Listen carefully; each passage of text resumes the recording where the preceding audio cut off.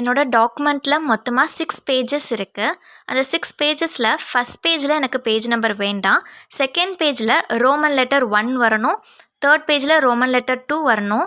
Fourth பேஜில் எனக்கு page number வேண்டாம். ஃபிஃப்த்து பேஜில் எனக்கு பேஜ் நம்பர் 1 வேணும். சிக்ஸ்த்து பேஜில் பேஜ் நம்பர் 2 வேணும்.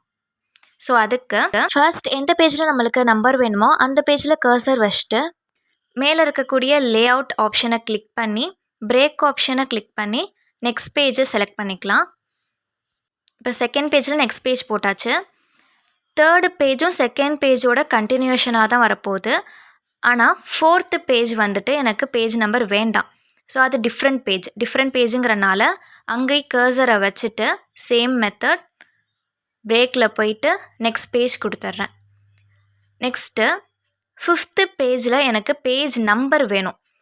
ஃபோர்த்து பேஜோட கண்டினியூஷன் கிடையாது. ஸோ இங்கேயும் பிரேக் போயிட்டு நெக்ஸ்ட் பேஜ் கொடுத்துக்கிறேன். லாஸ்ட் பேஜ் வந்துட்டு ஃபிஃப்த்து பேஜோட கண்டினியூஷன் தான். ஸோ அங்கே எதுவும் நம்ம பண்ண போகிறதில்ல.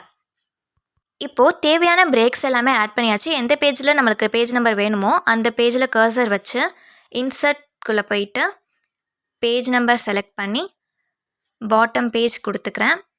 நெக்ஸ்ட்டு லிங்க் டு ப்ரீவியஸுங்கிற ஆப்ஷனை எடுத்து விட்டுறணும்.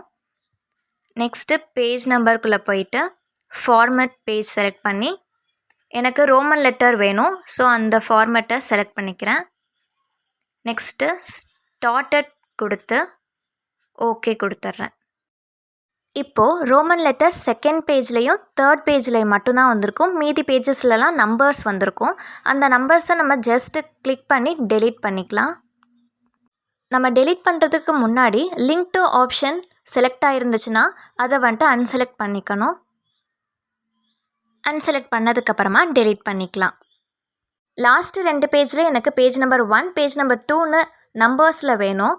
ஸோ அங்கே கர்சர் வச்சுட்டு லிங்க் டு ப்ரீவியஸை அன்செலக்ட் பண்ணிக்கிறேன். இப்போ பேஜ் நம்பருங்கிற ஆப்ஷனுக்குள்ளே போயிட்டு அதில் ஃபார்மேட் பேஜை செலக்ட் பண்ணிக்கிறேன். அங்கே ஸ்டார்டட் 1 அப்படின்னு கொடுத்து ஓகே கொடுத்துடலாம்.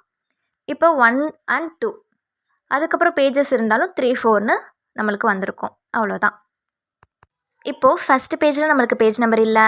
செகண்ட் பேஜில் ரோமன் லெட்டர் இருக்குது. தேர்ட் பேஜில் ரோமன் லெட்டர் இருக்குது. ஃபோர்த்து பேஜில் பேஜ் நம்பர் இல்லை. ஃபிஃப்த்து பேஜில் பேஜ் நம்பர் 1 இருக்குது. சிக்ஸ்த்து பேஜில் பேஜ் நம்பர் 2ன்னு இருக்குது.